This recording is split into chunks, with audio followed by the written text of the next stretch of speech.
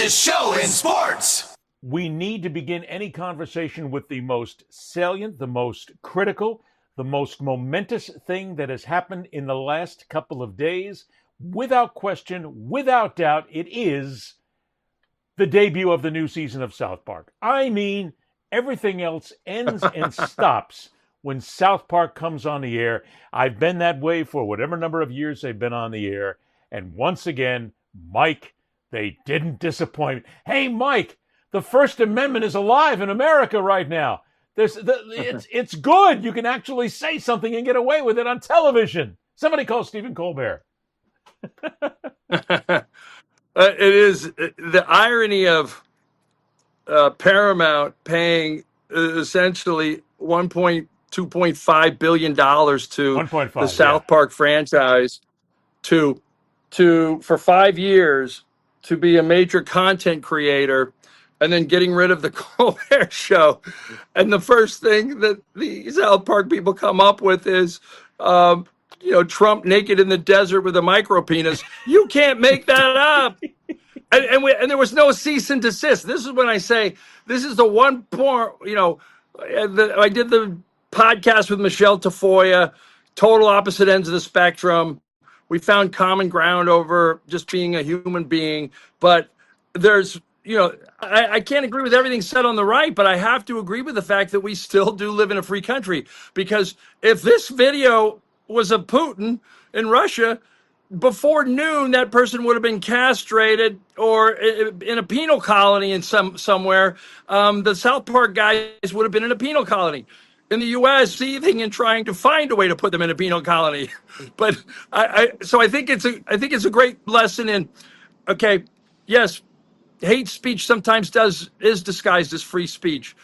Really brutal comedy speech is disguised. Well, yeah, that's just it, Mike. This was not. I mean, you can't make that stuff up. Another thing is, some guy said, "I hate Trump because."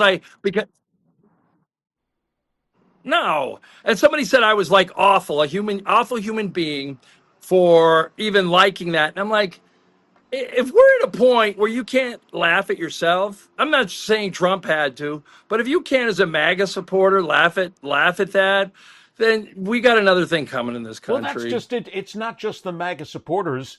It's everybody. Nobody can laugh anymore. I've worked with comedians my entire career, and we've talked about this. I wrote columns about this, where we all have to just back up, take a breath, and laugh at ourselves. Comics hit the edge. They go right to that edge, and sometimes they go right over it, and it's insulting, and it's nasty, and sometimes it's racial, and sometimes it's sexual, but that's what comics do. South Park has been doing this now for decades, and as a guy who watches them religiously, I can tell you that this is right in what the thinking is. As soon as this happened, I'm thinking to myself, these guys are going to come out of the box with a season opener that is going to rake Donald Trump.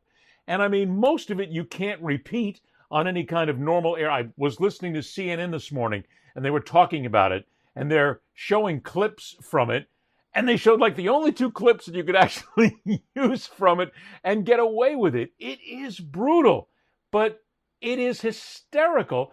We just got to laugh at ourselves and stop with this nonsense, because I'll tell you, here's the next thing, Mike.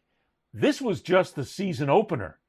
I mean, can you imagine what these guys have got cooked for the rest of the year? And the way they do their animation, they can pretty much lead up to a news item, and they're only like a day off. Maybe when they actually get into their production, they can do this right up until the last minute. This is going to be the best season ever for South Park. You're looking at one of the benefits of AI. It will eventually replace humans. We will be, we are doomed civilization. But before that happens, there's going to be a lot of moments that we can create video like this that is nowhere near the truth. And some people that aren't hip to AI are going to go, "Oh my God, did that really happen?" And it's great.